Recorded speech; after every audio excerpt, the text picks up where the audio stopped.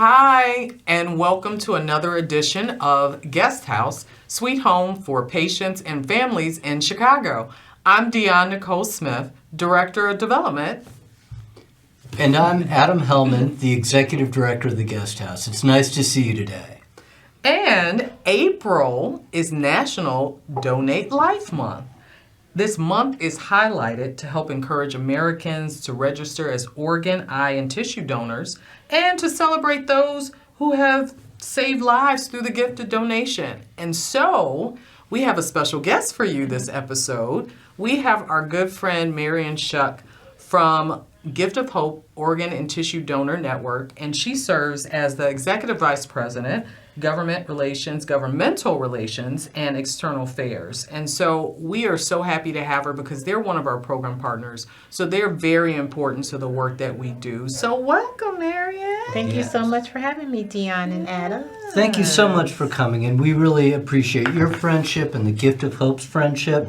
Maybe a good place to start would be, can you tell us about Gift of Hope, what it does, and then what your role is and what you do within Gift of Hope? Absolutely. Gift of Hope is an organ procurement organization, or OPO. And what we do is we coordinate the organ and tissue donation process across 3/4 of Illinois and Northwest Indiana. And what that means is that we are the ones, if someone experiences a tragic circumstance in the hospital, traumatic brain injury, a trauma, cardiac episode, we're the ones that come in after a physician has told your loved ones that your life is no longer compatible and that to give you the opportunity to be an organ donor. So we have a conversation in two ways. One, if your loved one is registered, then we help you understand how we're going to honor their wish.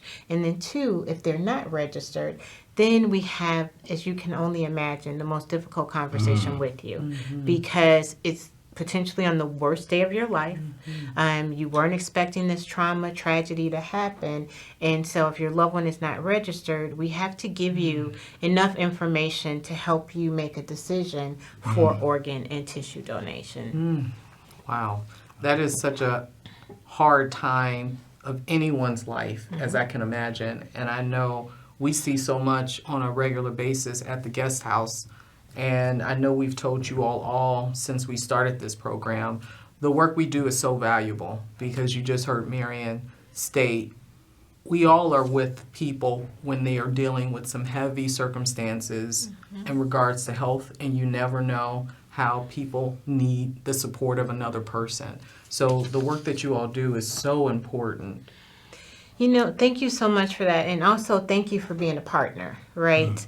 So I came into supporting the guest house about 5 years ago when I took over community outreach at our organization, but also through our good friend Jerry Anderson, who was my former CEO, and his connection to the guest house. He really wanted us to continue this relationship, and so I've taken it over. I've championed it, working with you, Dionne, and you, Adam, to really support families after they've had a life-saving transplant, to be able to give folks an opportunity to support their loved ones, as you just mentioned, through the circumstances of having a transplant, which we know is life-altering. It's life-saving, and so we need our partners to be able to make sure that the circle of donation continues. Right. If someone said, I don't know if I want to register to be an organ transplant, if I don't want to register to offer my organs up, what would you say to them? What would be the best reason to do it? The reason I always ask folks, if you could save a life, would you? If you could save a life, would you? I understand the myths and misconceptions that abound regarding organ and tissue donation. There are a lot that we talk about, and some communities more than others, rightly have fears and misconceptions about, previous things that have happened to their community. And so what we say is we really talk about the evolution of medical technology. We talk about the evolution of healthcare. And then we talk about, because these same communities that have these this healthy mistrust and misfear, they're the ones who have the most need for a life-saving organ. When we talk about organ and tissue transplantation, we talk about the waiting list, right? There are over 103,000 people on that waiting list. Wow. 90%, 90,000 of those people are waiting for a kidney. And of that 90,000 that is waiting for a kidney, multicultural communities make up about 63% of those who are waiting. Wow. So when you think about the fears and the mistrusts and the miscommunication, you also have to think about how do we help communities advocate for themselves? Right. How do we help them understand that the need that they have for an organ by registering helps your community? It could possibly potentially help you one day, right? So that's the conversation that needs to be had. We have to have a conversation about health equity. We have to have a conversation about healthcare disparity. Definitely. And we have to have a conversation about helping you understand where you fit in that and where organ and tissue transplantation fits. Because we have a lot of people on dialysis who do not. And a lot of communities of color, dialysis centers are their main tax base. I was just I want to follow up with that. That blew me away, just that stat of how many are waiting for a kidney. Yes. Do you have any understanding as to why that's so heavy? Oh, of course. Lifestyle. You know, when you think about, some of it is hereditary, but not a lot. A lot of it is lifestyle. It is, you have to remember, type 2 diabetes is reversible. So if the way you eat, the way you exercise, your lifestyle, how you take care of yourself, you know, are you going to the doctor regularly to be able to monitor these things? I have a good friend who said if she would have known when they mentioned that she had protein in her urine 10 years before, she would have followed up with that, knowing that protein in your urine is a indication of diabetes. But it went on for 10 years until she got to the point that she woke up and she was on emergency dialysis. Oh, gosh. And then she needed a transplant. Oh, And she got one my 4 years later. But the fact that we don't know how to advocate for ourselves, we don't know the questions to ask. When we go in, and by the time we get to the doctor, we get there too late. Right. So that's why a lot of people wind up on dialysis and then on the transplant waiting list. So if somebody's watching right now and they've heard all these great things that you said and they said, you know what, I want to register to be an organ donor. Marion, you've convinced me. What do they do? Where do they go? You know, it literally takes less than 30 seconds to register. Okay. You can go to giftofhope.org. And register. Click on the link. You can register with the Illinois Secretary of State from our website. You can register on the national list. Even if you don't live in Illinois and you've heard this show, you can register on the national registry from any state. But registering literally takes 30 seconds. Okay. What's the biggest misconception when it comes to organ transplantation? The biggest myth and misconception is that the healthcare community, healthcare professionals will not save my life. If I'm in a car accident and they transport me to the hospital and they understand that I am an organ and tissue donor, they don't believe the doctors will save their lives. Oh, I can believe that. I can totally believe that. Yeah. Okay. Interesting. Right. And that's also a little scary, too, when you think about we all are in this life, we're here together.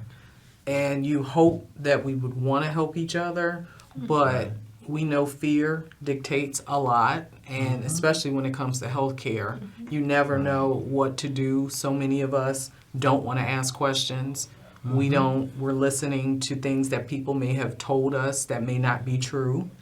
And we're listening to other people and we're not finding the facts. That's why this show is so important today. And we hope that you will hear everything that's being shared with you so that you can make some decisions for yourself and have the tools to hopefully decide to be a force or something that can be used in the future to help someone else. So if somebody agrees to be an organ donor, organ and tissue donor, what are the things that they can in what ways could their body, their organs, their tissue help somebody in need of transplants? What do we transplant? Yeah, before we get to that, I would say once you agree to be an organ and tissue donor, you've got to find out enough information to understand what that entails. You also have to have a conversation with your family to help them understand that you have registered to be an organ tissue donor and I want you to honor my wishes. And then you have the conversation about, you can donate kidneys, you can donate a liver. We can section the liver in a way because the liver regenerates. The top half can go to an adult, the bottom half can go to a pediatric case. Your lungs, your pancreas, your intestines, your heart, so there's a lot that you can donate. Besides organs, you can also donate tissue that is life enhancing, that can save a burn victim. Right? Or a sports athlete who's torn their MCL. You can have a tendon, right, from a deceased patient. There are a lot of things that are life-saving and life-altering when you think about it. One person can save 8 lives through organ and tissue donation. But that one patient can also save and enhance the life of up to 75 people through tissue donation. Oh my gosh. I mean, you just pointed out a few different pieces. I just have so many questions regarding tissue. I guess I'm trying to figure out, what type of tissue? I'm very curious about that. So let's think about it. So cornea. In fact, my husband died 5 years ago, and he was a tissue donor, and he ended up giving sight to 2 people. Oh, my goodness. His tissues are all over the world. They're in Australia, they're in London, they're in New Zealand, they're in the United States, and his tendons, because he was able to donate his skin, he was able to donate tendons, and tissues and soft tissues and things of that nature.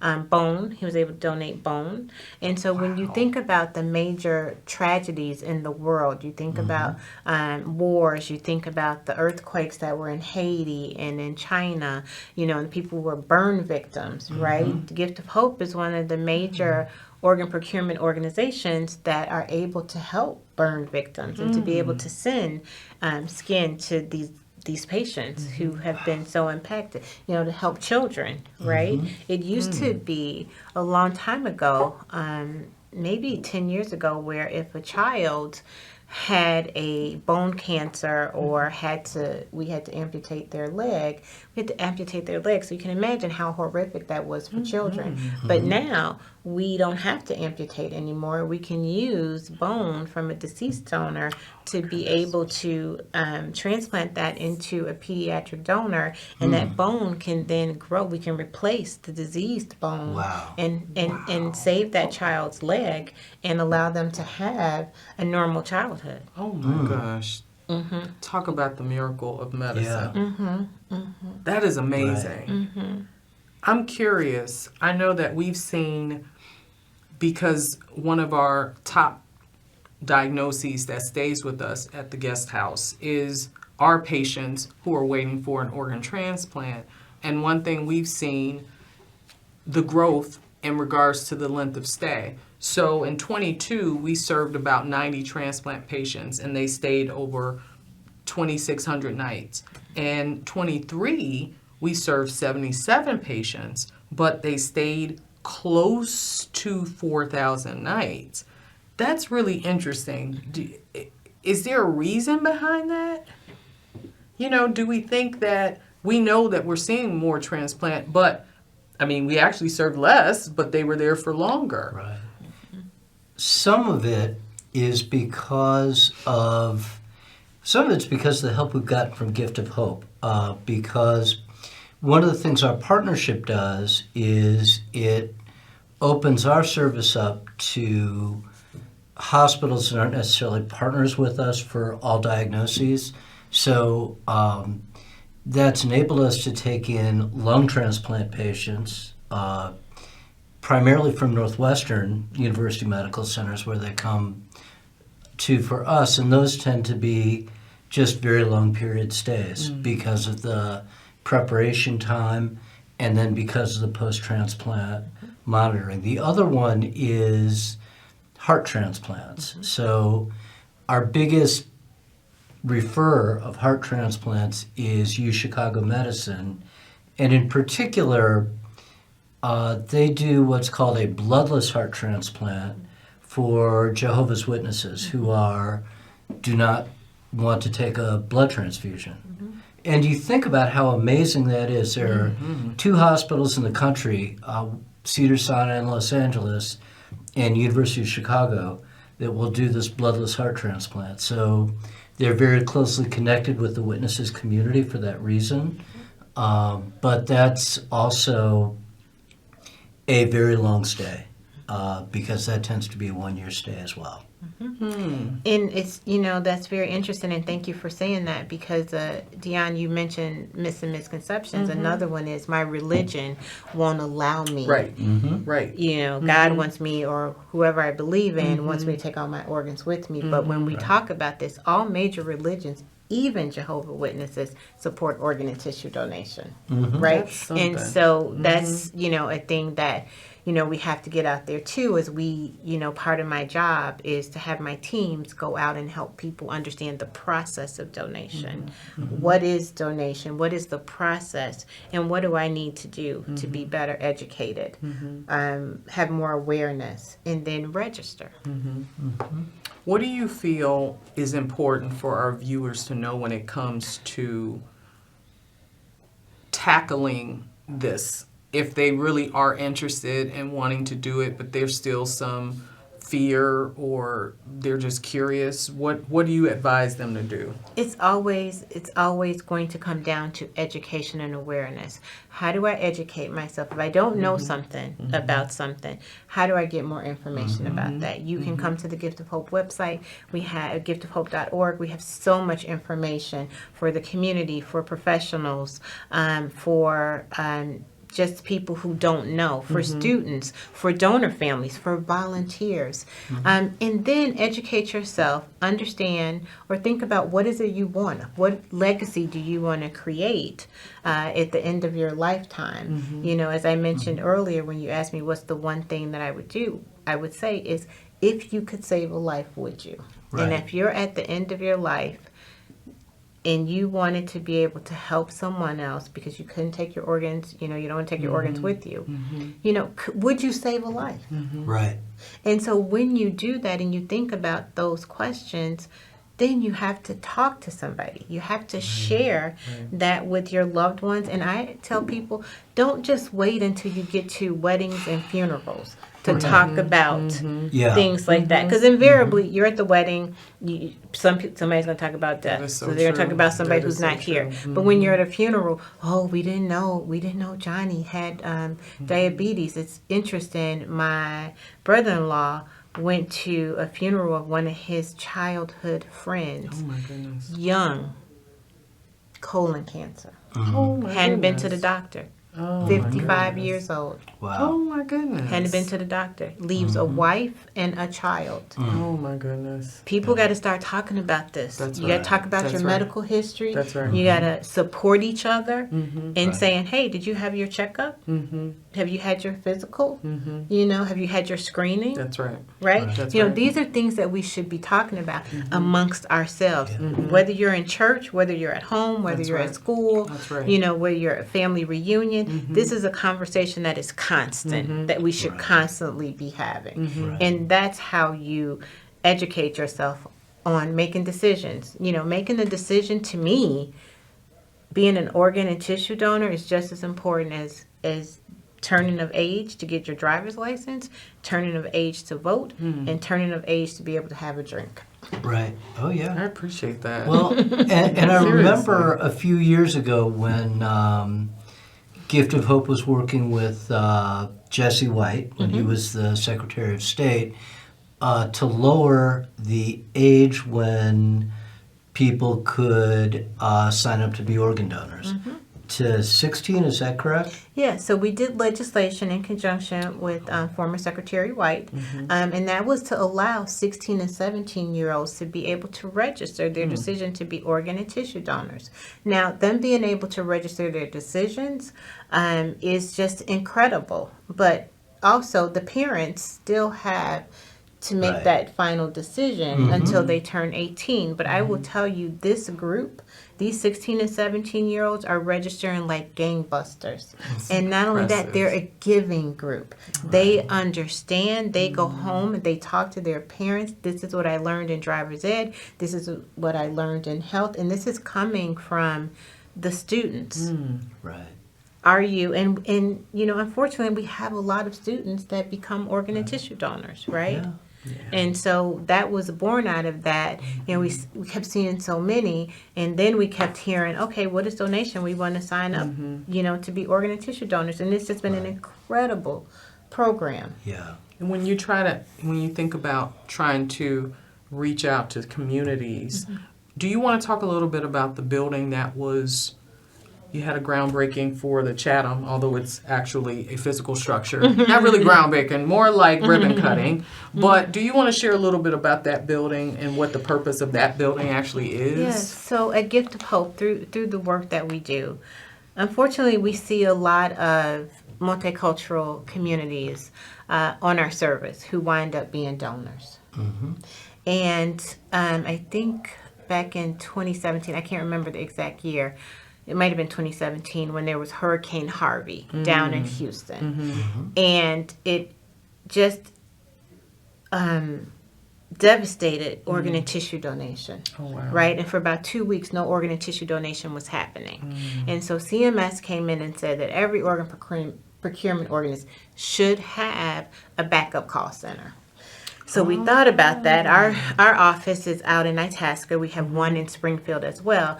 But we didn't have a backup call center. And my team primarily works in the city of Chicago and in the south suburbs and the west side. And so we had a small space, but we thought, what should we do? How can we have this backup call center? And so we decided we needed to put a facility in a place where we could support that community and we could give back from a community that we ask so much of. And so we happened to find this building, which is the first African American bank in Chicago. It was the Independence Bank building. And we purchased it and we've turned it into not only a hub and a headquarters for the team in the Chicago area, but we've also turned it into an education center in our partnership with Chicago State University. And then we're also working with Southside Community Health Organization, which is an organization that supports training community health workers. Oh, I love that. As well as, which will be on the same floor with us, is the National Kidney Foundation of Illinois. But these are all nonprofits that support donation. These are nonprofits that want to give back to communities that are underserved from an educational component.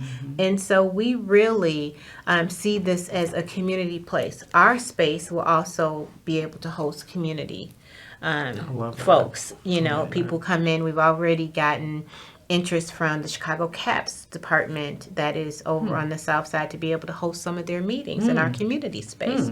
And, it's just, we hope, a place for people to come and feel like Gift of Hope is the good guys. They don't just always take, but we're giving back. Right. I think that's so important. And I know we don't have a lot of time left. So I thank you so much for being willing to join us this day, because we want her to come back. We want someone else from Gift of Hope to come back in the future.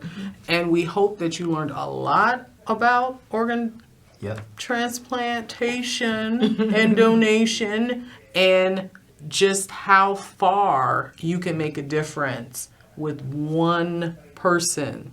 One person. That blew me away. Just that explanation blew me away.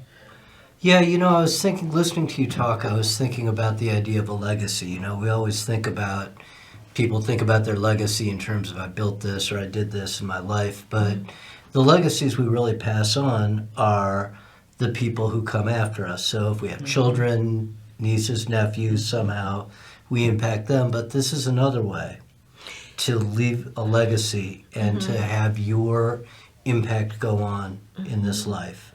Even if ours is no longer, we're no longer living it. Most definitely. Thank you both for having me. And I just think that my husband, although he's no longer with us, he is on several continents. Right. Yes. You know, Right. and my Yes. family really appreciates that. And, you know, we talk about him, you know, as being a hero, right? Yes. And we Right. created this legacy for him. Yes. And so if you want to help and support us, feel free to go to www.guesthousechicago.org. And we have our 25th anniversary gala coming up. So it's coming Monday, April 15th, just a couple of days away. So we still have tickets available. If you want to join us, please do. It's going to be a fabulous evening and an easy way to raise money and have some fun while you support medical patients and military veterans who are in need every day. So we hope that you will consider joining us. And again, you can get tickets by just going to guesthousechicago.org. And we will see you next month. Thanks very much. Thank you so much, Marion.